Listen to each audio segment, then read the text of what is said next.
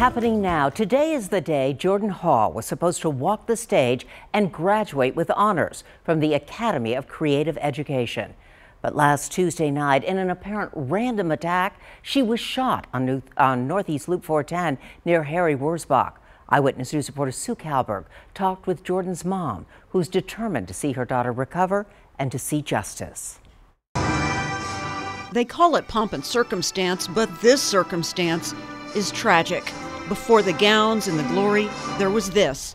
Gunfire in the night, and Jordan Hall took a bullet. She was struck in the back of the head, and she's now fighting for her life. People are animals. They have no heart.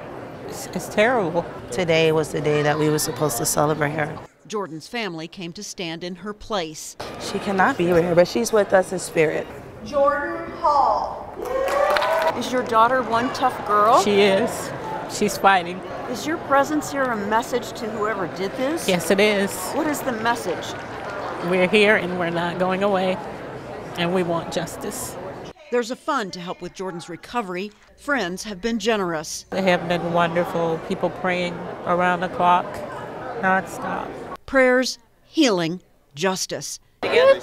These are the fondest dreams of a devastated family. Police say the gunman is still on the loose. Sue Kalberg, KENS 5, Eyewitness News.